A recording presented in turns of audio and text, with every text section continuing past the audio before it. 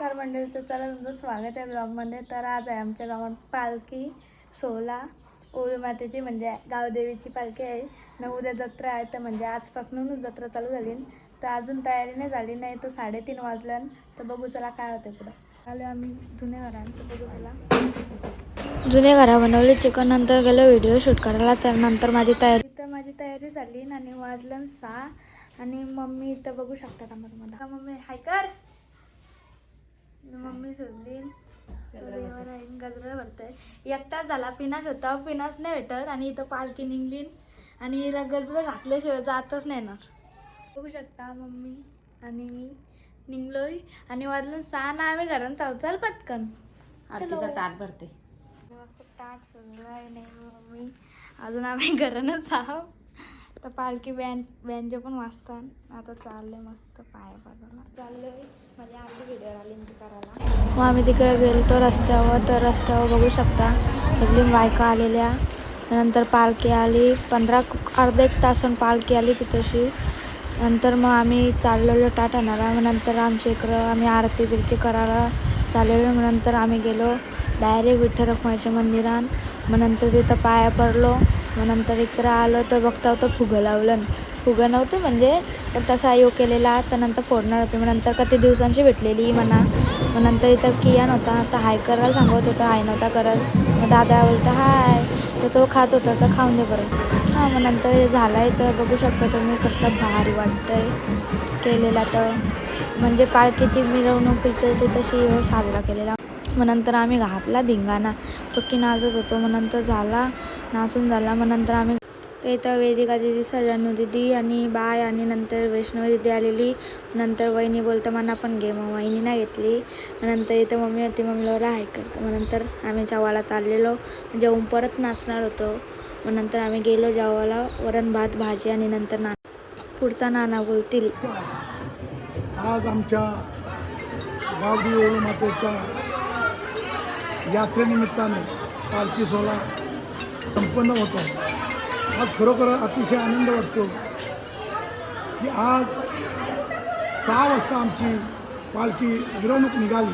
त्यामध्ये महिला भगिनींनी हजारोच्या संख्येने सहभाग घेतला आणि 5 ते 7 बँजो, पथक, DJ आणि महिला भगिनी मोठ्या संख्येने नाचत गाजत आज गावामध्ये आमची मिरवणूक चालू आहे. मिरवणूक थोड्याच वेळामध्ये 12 वाजेपर्यंत आमची या मंदिरामध्ये येईल.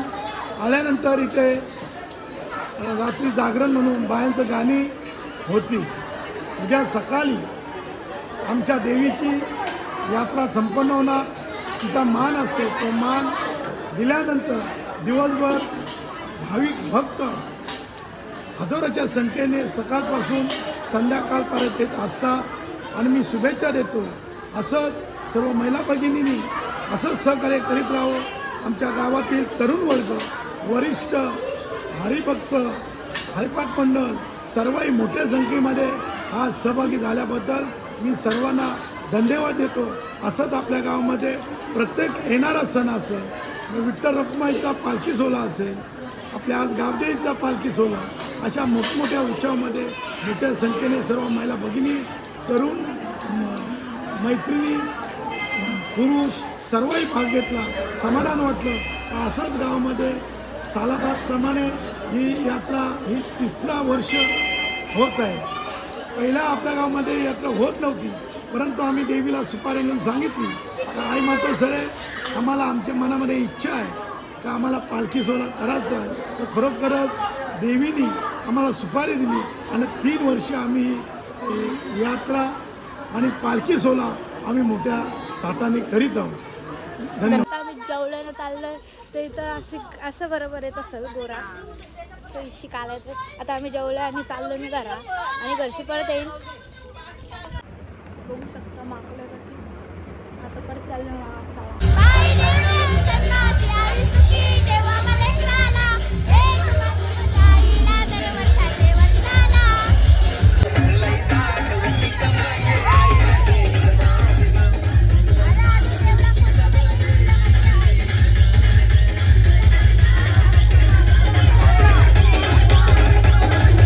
मग नंतर आम्ही देवला आलतो मयूरबाई दादा सकाळशी आलेली पालखीची वाट बघत मग नंतर जेवायला बसलेल्या ना बोलते काय युट्यूबवाले तुम्हाला आज व्हायरल बिचारी जेवायला बसल्यानंतर व्हिडिओ काढतं ओके